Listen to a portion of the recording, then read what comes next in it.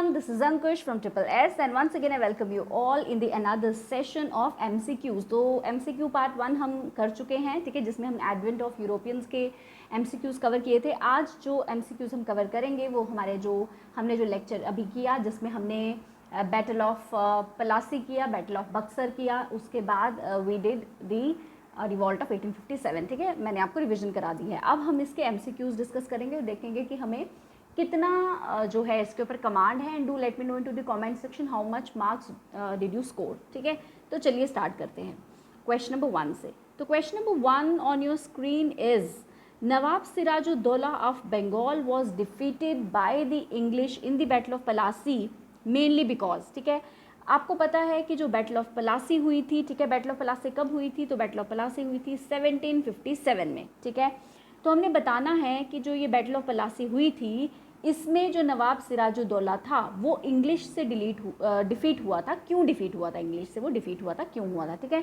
So option number A is because the English forces were much stronger than those of the nawab, because of Clive's conspiracy with the nawab's commander in chief Mir Jafar and rich bankers of Bengal, because of Sirajuddola's retirement from the battlefield, because of the capture of a band of Frenchmen under Nawab's service by the English. ठीक है, इन options में से कौन सा option correct है? तो सबसे पहले आपको आंसर बता देती हूँ. ठीक है, जिन्होंने एक्सप्लेनेशन स्किप करनी है वो कर सकते हैं. So the answer for this question is B.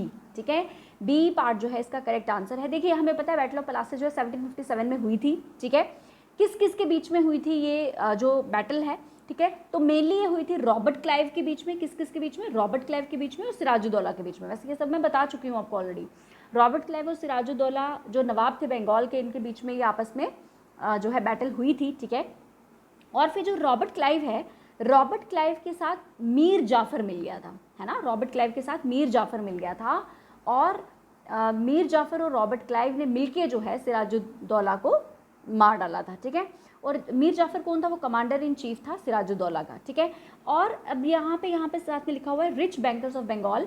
तो एक तो मीर जाफर था, ठीक है, मीर जाफर था, रॉबर्ट क्लाइव था इंग्लिश के साइड पे, और कुछ और लोग थे, जैसे कि सिर्फ बैंकर्स ही नहीं थे, कुछ रिच बिजनेसमैन भी थे. ठीक है, जैसे कि ओमी चंद है, राय दुर्लभ थे. तो राय दुर्लभ है स्पेसिफिकली वो बिजनेसमैन थे. ठीक है, जगत सेठ थे, जगत सेठ वॉज अ बैंकर. ठीक है, तो ये कुछ लोग हैं, इन्होंने मिलकर कॉन्स्पायरेसी की सिराजुद्दौला के खिलाफ और सिराजुद्दौला को मरवा डाला बैटल ऑफ पलासी में. ठीक है, विच हैपेंड इन 1757. चलिए, moving on to the question number 2. The treaty of Allahabad took place between. Treaty of Allahabad किस किस के बीच में हुई थी? तो पहली बात तो ये है, चलिए पहले इसका आंसर बता देती हूँ आपको. तो इसका आंसर है ऑप्शन नंबर ए. ठीक है, रॉबर्ट क्लाइव और शाह आलम 2 के बीच में. ये ट्रीटी किसके बीच में हुई थी? रॉबर्ट क्लाइव और शाह आलम 2 के बीच में. तो ये एक्चुअली जो ट्रीटी है, ट्रीटी ऑफ इलाहाबाद, ये मैंने आपको करवाया है ऑलरेडी. ट्रीटी ऑफ इलाहाबाद जो है it happened in 1765. So it was actually as a result of battle of Buxar. ठीक है, बैटल ऑफ बक्सर जो है it took place in October 1764 round about. तो 1765 में ट्रीटी ऑफ इलाहाबाद होती है. और बैटल ऑफ बक्सर जो है, बैटल ऑफ बक्सर में देखो, बैटल ऑफ बक्सर किस किस के बीच में हुई थी? देखो, ये चीज़ इंपॉर्टेंट क्वेश्चन है वैसे बेसिकली. देखो, ट्रीटी जो है इलाहाबाद, ये जो बैटल ऑफ बक्सर के बाद हुई थी ट्रीटी ऑफ इलाहाबाद, है ना. बैटल ऑफ बक्सर के बाद हुई थी ट्रीटी ऑफ इलाहाबाद, इसके रिजल्ट के बाद हुई थी ट्रीटी ऑफ इलाहाबाद. ठीक है, तो बैटल ऑफ बक्सर जो है ये हुई थी हेक्टर म्यूनरो के बीच में, और इंडियन साइड पे ये ट्रिपल अलायंस थी. Mir Qasim which who was Nawab of Bengal, Shujauddaula था. ठीक है, और अवध का जो नवाब था शुजाउद्दौला, और एम्परर था जो हमारी मतलब मुगल डायनेस्टी का जो एम्परर था, ही वाज शाह आलम 2. ठीक है, इनके बीच में हुई थी. ठीक है, इंग्लिश के साइड पे हेक्टर म्यूनरो था. लेकिन जब ट्रीटी हुई ना, जब ट्रीटी ऑफ इलाहाबाद हुई, तब इसमें हेक्टर म्यूनरो नहीं था, तब इसमें रॉबर्ट क्लाइव था. तो ये चीज़ आपको याद रखनी है. तो इसमें जो ट्रीटी है, यहाँ पे रॉबर्ट क्लाइव की जगह अगर हेक्टर म्यूनरो होता तो मे बी आप कंफ्यूज हो जाते हैं कि क्योंकि बैटल ऑफ बक्सर जो है वो तो हेक्टर म्यूनरो ने लड़ी थी, तो हो सकता है ट्रीटी भी उसने साइन की हो, बट नहीं, ट्रीटी जो है वो रॉबर्ट क्लाइव ने साइन की थी. हाँ, जो बैटल ऑफ बक्सर है वो हेक्टर म्यूनरो ने लीड की थी. ठीक है, आप ऐसा कह सकते हैं. तो ट्रीटी ऑफ इलाहाबाद जो है किस किस के बीच में हुई थी? रॉबर्ट क्लाइव और शाह आलम 2 के बीच में. Okay, Robert Clive from English side and Shah Alam 2 he was Mughal emperor. Okay, चलिए question number 3. In which year black hole tragedy happened in Calcutta. अब ब्लैक होल ट्रेजेडी जो है ये कैलकाटा में कब हुई थी? ठीक है, तो देखो, ब्लैक होल ट्रेजेडी जो है ये 1756 में हुई थी, ठीक है, 1756 में, यानी बी इसका राइट आंसर है, ठीक है। 1756 में ब्लैक होल ट्रेजेडी हुई, फिर उसके बाद जो है इमीडिएटली बैटल ऑफ पलासी हो गई थी, ठीक है। जब ये ब्लैक होल ट्रेजेडी हुई 1756 में, तभी रॉबर्ट क्लाइव को बहुत ज़्यादा गुस्सा आया था, ठीक है, बहुत ज़्यादा गुस्सा आया था किस पे, सिराजुद्दौला पे। तभी रॉबर्ट क्लाइव ने मीर जाफर के साथ मिलकर सिराजुद्दौला को मार डाला था, राइट। तो 1756 में ये so called black hole tragedy हुई थी, ठीक है। और ब्लैक होल ट्रेजेडी के बाद इमीडिएटली बाद battle of Plassey was fought in 1757, ठीक है। तो the correct answer for question number 3 is option number B. Coming upon to question number 4, the British general who led his force in the Battle of Buxar was, अच्छा, Battle of Buxar में कौन British forces को lead कर रहा था? So the correct answer for this question is, अभी हमने ये डिस्कस किया लास्ट क्वेश्चन में, so the correct answer for this question is option number A, he was Hector Munro, ठीक है। मेजर हेक्टर म्यूनरो जो है, option number A, he was actually leading the British forces in battle of Buxar, and battle of Buxar happened in 1764, ठीक है, okay. पहले पलासी हुई थी, फिर बक्सर हुई थी, ओके, ऐसे याद रखना आपने। चलिए क्वेश्चन नंबर 5 की बात करते हैं। तो बैटल ऑफ बक्सर जो है, battle of Buxar was fought between, अच्छा, बैटल ऑफ बक्सर जो है किन किन के बीच में हुई थी, ठीक है। तो देख लेते हैं, इसका जो करेक्ट आंसर बता देती हूँ आपको। क्वेश्चन नंबर 5 का जो करेक्ट आंसर है that is option number B, that is option number B. Mir Qasim who was Nawab of Bengal, ठीक है, नवाब ऑफ ओध या नवाब ऑफ अवध इसको बोल लीजिए। नवाब ऑफ अवध कौन थे? शुजाउद्दौला, ठीक है, शुजाउद्दौला के बीच में।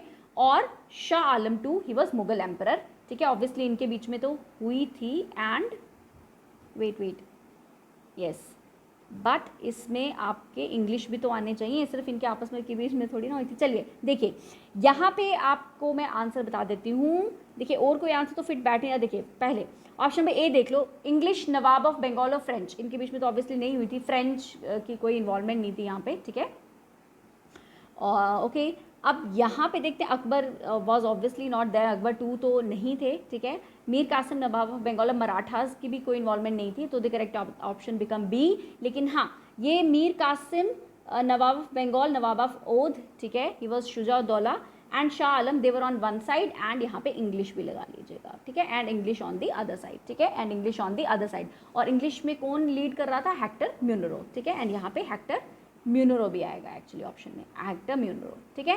So the correct answer is option number B, यहाँ पे हेक्टर म्यूनरो भी है। ये सारे जो ये कंबाइंड फोर्सेस एक तरफ थी और हेक्टर म्यूनरो जो है वो इंग्लिश को लीड कर रहा था, और ये आपस में एक तरफ थे, मीर कासिम, ठीक है, शुजाउद्दौला और शाह आलम 2, ये एक तरफ थे, ठीक है। अच्छा, एक चीज़ और मैं आपको यहाँ बताना चाहूँगी। देखिए बैटल ऑफ पलासी में था सिराजुद्दौला और बैटल ऑफ बक्सर में था शुजाउद्दौला, तो आप इन दोनों नामों को ना कंफ्यूज मत कीजिएगा, ठीक है, कि सिराजुद्दौला या शुजाउद्दौला दोनों एक ही थे, तो एक तो बिल्कुल भी नहीं थे, ठीक है। तो बैटल ऑफ पलासी में there was Sirajuddaula and in battle of Buxar there was Shujauddaula, so there, ठीक है, तो ये आप याद रखिएगा। एंड का जो उद्दौला है वो सेम है बट आगे नाम अलग है, ठीक है। बैटल ऑफ पलासी में it was Siraj and in battle of Buxar it was Shuja, ठीक है। चलिए नेक्स्ट देख लीजिए, क्वेश्चन नंबर 6। क्वेश्चन नंबर 6 है, 1 second, okay. So question number 6 says, as a result of Battle of Buxar, the British obtained Diwani rights from dash in the Bengal province, ठीक है। जब battle of Buxar जब हो गया, ठीक है, once battle of Buxar happened, ठीक है, तो उसके बाद जो दीवानी राइट्स हैं, ओके, दीवानी राइट्स किसको बोलते हैं? दीवानी राइट्स का मतलब हो गया right to collect the revenue, tax collect करना, रेवेन्यू कलेक्ट करना, ठीक है। तो इसका जो राइट है वो ब्रिटिशर्स के पास चला गया, और किसने ये राइट दिया, ठीक है, किसने ये राइट दिया? तो ये राइट दिया शाह आलम 2 ने। So the correct answer is option number C, Shah Alam 2, he was the Mughal emperor. जो मुगल एम्पर जो एम्परर है वही तो परमिशन दे सकता है ना, वही तो साइन करेगा, ठीक है। तो Mughal emperor Shah Alam obviously was a weak ruler था ये भी, ठीक है, और मतलब इतना कोई ज़्यादा इम्पैक्ट नहीं था। उसके बाद तो ये पपेट एम्परर बन के रह गया, और मतलब इनका ये था कि भाई पॉलिटिकल कहीं पे सिग्नेचर वगैरह कराने हैं तो चलिए एम्परर के सिग्नेचर चलेंगे तो और हमें सारी परमिशन मिल जाएंगे, ठीक है। तो Shah Alam 2, option number C. Next question number 7 कहता है, the following things happened after battle of Buxar, among which of the following are not true, is और आर नॉट ट्रू, ठीक है। इसमें से बताना है कि कौन सा सही है, कौन सा नहीं सही है, बेसिकली कौन सा सही नहीं है, ठीक है। नॉट ट्रू हमने इसमें से बताना है कि बैटल ऑफ बक्सर के बाद इसमें से क्या इवेंट नहीं हुआ, ठीक है। तो सबसे पहले आपको इसका आंसर बता देती हूँ। तो the correct answer for this question is option number B, option number B, ठीक है, जो नहीं हुआ था। अब देखिए, Mir Jafar again became nawab of Bengal, yes, Mir Jafar जो है वो फिर से नवाब ऑफ बंगाल बन गया था बैटल ऑफ बक्सर के बाद, ठीक है, सो दिस इज करेक्ट, ठीक है, okay. After that this war led to the expansion of British influences from Bengal to Allahabad, तो ऑब्वियसली ये नहीं हुआ था, ठीक है। दे ऑब्टेन्ड दीवानी राइट्स, यानी ब्रिटिशर्स जो हैं उनको दीवानी राइट मिल गया था from Mughal emperor Shah Alam two in Bengal province, ठीक है, तो ये भी हुआ था ऑब्वियसली, ठीक है। 1765 में after the death of Mir Jafar, जब मीर जाफर की डेथ हो जाती है उसके बाद निज़ाम उद दौला जो है वो नवाब ऑफ बंगाल बन जाता है, तो बिल्कुल सही है यह आंसर, ठीक है। जो निज़ाम उद दौला है ये मीर जाफर का बेटा था, ठीक है, तो उसके बाद ये नवाब बनता है बंगाल का, एंड ऑब्वियसली पपेट नवाब ही थे ये सारे, तो the correct answer for this question is option number B, Bengal से इलाहाबाद जो है एक्सपेंशन ब्रिटिश इन्फ्लुएंस की नहीं हुई थी आफ्टर दिस वॉर, ठीक है। Question number 8 says who introduced the system of dual government in Bengal, dual government जो है बंगाल में ये किसने इंट्रोड्यूस की थी, तो ये किसने इंट्रोड्यूस की थी, रॉबर्ट क्लाइव ने, ये हम ऑलरेडी डिस्कस कर चुके हैं अच्छे से कि रॉबर्ट क्लाइव जो है इज रिस्पॉन्सिबल जिसने डुअल गवर्नमेंट जो है बंगाल में इस्टेब्लिश की थी, ठीक है। चलिए नेक्स्ट क्वेश्चन पे आ जाते हैं, question number 9, the system of separate dash and dash is called dual administration. अब ये जो डुअल एडमिनिस्ट्रेशन हुई ये थी क्या, डुअल एडमिनिस्ट्रेशन में था क्या, सेपरेशन किस किस की सेपरेशन हुई, ठीक है, मिलिट्री पोस्ट, गवर्नर, प्रेसिडेंट, जमींदार, रॉय, तो इसका जो correct answer that is option number A which is diwani and nizamat, ठीक है। दीवानी का मतलब हो गया कलेक्शन ऑफ रेवेन्यूज और टैक्सेस, और निजामत का मतलब हो गया कि control of police and judicial, ठीक है, बेसिकली जो पुलिस रिलेटेड मतलब सिक्योरिटी और जुडिशियल, पुलिस और जुडिशियल रिलेटेड फंक्शंस जो है उनको निजामत कहते हैं, तो यहाँ पे आएगा दीवानी और यहाँ पे आएगा निजामत, ठीक है। चलिए option number A is the right answer for question number 9, ठीक है। Coming upon to question number 10, question number 10 says who among the following abolished dual government system in Bengal. अब डुअल गवर्नमेंट सिस्टम जो है ये स्टार्ट तो Robert Clive ने किया था, बट अबॉलिश किसने किया, ठीक है, अबॉलिश किसने किया था, तो the correct answer for question number 10 is option number C, Warren Hastings. ये मैं आपको ऑलरेडी बता चुकी हूँ, वैरन हेस्टिंग जो है 1772 में वैरन हेस्टिंग जो है ये अबॉलिश कर देता है dual system of government in Bengal को, ठीक है। चलिए coming upon to question number 11, question number 11 says which of the following statement is not true about doctrine of lapse, ठीक है, doctrine of lapse के लिए कौन सा जो स्टेटमेंट है ये ट्रू नहीं है, ठीक है। तो जो the correct answer for this question is which is not true, ठीक है। It was started by Dalhousie, तो obviously it was started by Dalhousie, ठीक है। It was in operation from 1848 to 1856, ये भी सही है। Nagpur was the first state annexed under this rule, तो ये करेक्ट, ये इनकरेक्ट है, ठीक है। So the correct answer for this question is option number सी, नागपुर नहीं थी। देखो ये आपने याद रखना है, नागपुर नहीं थी पहली स्टेट, ठीक है, या पहला हाँ पहली स्टेट जहाँ पे डॉक्ट्रिन ऑफ लैप्स के तहत मतलब जो ये रूल जो है ब्रिटिश के अंदर आया था, तो द करेक्ट इसमें जो है सतारा थी, ठीक है। सबसे पहली जो स्टेट जो ब्रिटिश गवर्नमेंट ने एनेक्ट कर ली थी अंडर डॉक्ट्रिन ऑफ लैप्स, तो दैट था सतारा। सतारा को 1848 में कैप्चर कर लिया गया था, 1848 में, ठीक है। जैसे ही 1848 में डॉक्ट्रिन ऑफ लैप्स लागू होती है वैसे ही सतारा को कैप्चर कर लेते हैं, ठीक है। चलिए so the correct answer for this question is C, okay. अच्छा, what was the policy of doctrine of lapse, doctrine of lapse की पॉलिसी के अंदर क्या था, ठीक है। Question number 12, states were allowed to adopt son on an as an heir, ठीक है। States were not allowed to adopt son, कि अगर अडॉप्टेड सन जो है उसको आप राजगद्दी पे बिठा देंगे, उसको अपना हेरिडिटी अगली जो आप शासन मतलब शासक मानेंगे, ठीक है।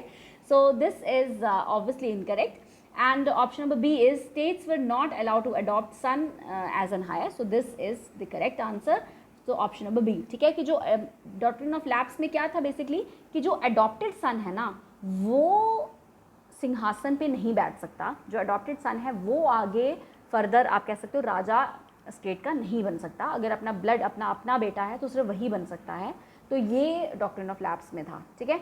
तो अगर मतलब ऑब्वियसली जहाँ पे अडॉप्टेड सन है वो जो एरिया है वो जो टेरिटरी है वो डायरेक्ट ब्रिटिश क्राउन के अंडर आ जाएगी, ब्रिटिशर्स के अंडर आ जाएंगे, तो ये डॉक्ट्रिन ऑफ लैप्स में ब्रिटिश क्राउन तो खैर उस टाइम पे नहीं था यहाँ पे, ठीक है, उस टाइम कंपनी रूल ही था अभी तक, तो ये डायरेक्ट कंपनी रूल के अंदर आ जाएगा। States were not allowed to adopt son as a heir, so the correct answer is option number B, ठीक है, option number B question number 12 का। चलिए question number 13 says what is the correct order of the states enacted under the policy of doctrine of lapse, ठीक है। इसमें से हमने correct order बताना है स्टेट्स का फर्स्ट टू लास्ट, जो policy of doctrine of lapse के तहत जो हैं ये स्टेट्स एनेक्ट की गई थी by British forces, right. So the correct answer for this question number 13 पहले आपको बता देती हूँ, ऑप्शन नंबर ए है, ठीक है, which is Satara, Jaitapur, Sambalpur and Bhagat, ठीक है। ये जो जगह हैं, देखिए सतारा को 1848 में कैप्चर किया गया था, ठीक है, फिर जैतपुर और संभलपुर इन दोनों को 1849 में कैप्चर किया गया था। उसके बाद ये जो भगत है इसको किया था 1850 में। तो ये जो है हमारा करेक्ट आंसर जो है बन जाता है, ठीक है। So the correct answer for this, सबसे पहले सतारा को किया था, सतारा नाम याद रखिएगा, वेरी इंपॉर्टेंट। 1848 में किया था सतारा को, जैसे ही डॉक्ट्रिन ऑफ लैप्स 1848 में लागू होती है वैसे ही सतारा को सबसे पहले कैप्चर कर लिया था 1848 में, फिर जैतपुर, संबलपुर और भगत। तो the correct answer for this question is option number A, this is the correct chronology. और सबसे पहले सतारा का नाम तो आपने याद रखना ही रखना है, ठीक है। Question number 14, who was the prominent leader in Lucknow during the revolt of 1857। जब रिवॉल्ट ऑफ 1857 हुआ तो प्रोमिनेंट लीडर लखनऊ में जो है, लखनऊ से कौन प्रोमिनेंट लीडर लड़ी थी, ठीक है। So the correct answer is option number A, obviously without a thought, this is ठीक है, बेगम हजरत महल। तो बेगम हजरत महल जो हैं ये लखनऊ से इन्होंने रिवॉल्ट ऑफ 1857 को लड़ा था, ठीक है। चलिए question number 15 says who among the following British officials was involve in the revolt of Jhansi. Jhansi जो 1857 में जो रिवॉल्ट जो चल रहा था, तो झांसी में कौन जो है ब्रिटिश ऑफिसर इन्वॉल्व था, तो it is option number D, it is Hugh Rose, ठीक है, डी जो है हगरोस, ये जो है रिवॉल्ट ऑफ झांसी में ऑब्वियसली ये ब्रिटिश ऑफिसर इन्वॉल्व थे, ठीक है। Coming upon to question number 16, the first event relating to War of Independence of 1857 was 1857 की जो वॉर हुई थी इसमें जो है इवेंट पहला, सबसे पहला इवेंट कौन सा था, ठीक है। तो देखिए वैसे तो ये सारे मिक्स्ड इवेंट थे, ठीक है, आई वुड नॉट से कि ये पहला इवेंट था, मतलब ये मिक्स्ड इवेंट थे 1857 का जो रिवॉल्ट है, ठीक है। बट यहाँ पे जो करेक्ट आंसर है that is option number C, that is marching of sepoys to Delhi red fort, ठीक है। सिपॉइज जो है ये दिल्ली की तरफ आ गए थे, ये दिल्ली की तरफ इन्होंने मार्च किया था, ठीक है, और इन्होंने क्या किया था, बहादुर शाह जफर को एम्परर डिक्लेयर कर दिया था, ताकि मतलब एक जो 1857 का जो रिवॉल्ट है उसको एक ना, मतलब एक आप कह सकते हो कि एक बड़ा रूप जो है 1857 के रिवॉल्ट को मिल पाए। इसीलिए जो ये सिपाही जो थे ये सारे दिल्ली की तरफ इन्होंने सबने मार्च किया, जितने भी सिपाही थे सभी दिल्ली की तरफ मार्च किया इन्होंने, और बहादुर शाह जफर को जो है एम्परर ऑफ इंडिया प्रोक्लेम कर दिया था, ठीक है। So the correct answer is option number C. Coming upon to question number 17, question number 17 says consider the following pairs of revolt of 1857 with their associated places, ठीक है। आपने बेटा leaders और प्लेसेस को आपस में मैच करना है, ठीक है। सो जैसे कि लखनऊ से जो है वो कौन लड़ा था, बरेली से, फैज़ाबाद से, दिल्ली से, ठीक है। तो लखनऊ का क्वेश्चन तो पहले भी हमने डिस्कस किया, तो लखनऊ से तो बेगम हजरत महल ही लड़ी थी, तो वन जो है, ठीक है, वन जो है वो करेक्ट है, 1 second, pairs are correctly matched, अच्छा 1 इज करेक्टली मैच्ड, 1 और बेगम हजरत महल बिल्कुल करेक्टली मैच्ड हैं, ठीक है। अगर मैं बरेली की बात करूं तो बरेली से क्या कुंवर सिंह थे, नहीं, हमें पता है कुंवर सिंह तो बिहार से थे, ठीक है, कुंवर सिंह तो बिहार से लड़े थे, तो ये तो नहीं है करेक्ट, ठीक है। उसके बाद पर बरेली से था कौन, फिर बरेली से थे खान बहादुर, ठीक है जी, बरेली से कौन थे, खान बहादुर थे, ठीक है। चलिए फैज़ाबाद से रहते तो फैज़ाबाद से क्या खान बहादुर थे, नहीं, वो तो बरेली से थे, तो ये भी इनकरेक्ट है। तो फिर फैज़ाबाद से कौन थे, फैज़ाबाद से थे मौलाना अहमदुल्ला, ठीक है, फैज़ाबाद से कौन थे, मौलाना अहमदुल्ला, ठीक है, ये थे फैज़ाबाद से, तो ये भी इनकरेक्ट हो गया। तो चलिए 1 ही अभी तक करेक्ट है, तो देख लेते हैं।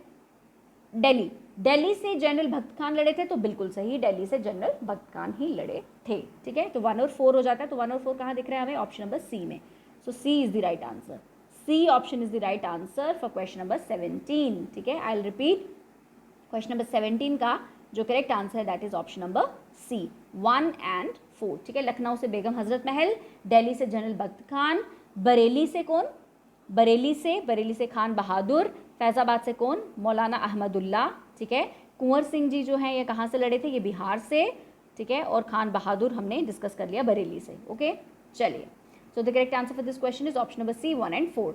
Coming upon to question number 18, when did Queen Victoria declare the taking over of Indian administration under British Crown? देखिए पहले जो है कंपनी रूल चल रहा था, British east India company rule चल रहा था, मतलब British east India company rule चल रहा था स्पेसिफिकली, ठीक है। और कौन से ईयर में, कौन से स्पेसिफिक डेट को जो ये पूरी जो एडमिनिस्ट्रेशन है ये ब्रिटिश क्राउन के अंडर आ गई, उस टाइम की जो ब्रिटेन की जो महारानी थी, क्वीन थी विक्टोरिया, उसने ये डिक्लेयर कर दिया कि अब जो इंडियन एडमिनिस्ट्रेशन है ये ब्रिटिश क्राउन के अंडर आ जाएगी। अब कंपनी रूल हट जाएगा, ब्रिटिश कंपनी रूल जो है वो हट जाएगा, अब डायरेक्टली क्राउन के अंडर जो है इंडियन एडमिनिस्ट्रेशन आ जाएगी। तो ये कब प्रोक्लेम किया था? देखिए रिवॉल्ट ऑफ 1857 जब हुआ था, रिवॉल्ट ऑफ 1857 का आफ्टर इफेक्ट था ये, ठीक है। तो ये जब डिक्लेयर कर दिया गया था। So the correct answer for this question is option number ए, ठीक है। ये मैंने बताया, नोट्स में भी है ये, जब मैंने आपको रिवीजन कराई उसमें भी मैंने आपको बताया कि इट वॉज 1 नवंबर 1858, ठीक है। 1 नवंबर 1858 को जो क्वीन विक्टोरिया है वो डिक्लेयर कर देती हैं taking over of Indian administration under British crown, कि अब कंपनी रूल हटके क्राउन रूल आ गया है। तो डेट थी 1 नवंबर 1858 में, ठीक है। चलिए question number 19, who was the governor general of India during revolt of 1857, ठीक है। रिवॉल्ट ऑफ 1857 जब हुआ था तब गवर्नर जनरल कौन थे इंडिया के? तो तब गवर्नर जनरल जो है ही वॉज लॉर्ड कैनिंग, ठीक है। So C option is the correct answer, Lord Canning. Lord Canning happened to be, ये देखिए मैं आपको टेन्योर बता देती हूँ, 1856 से लेके 1862 तक, ठीक है। तो उस टाइम पे कौन गवर्नर जनरल थे इंडिया के? Lord Canning, okay. 1856 से लेके 1862 तक लॉर्ड कैनिंग, ओके।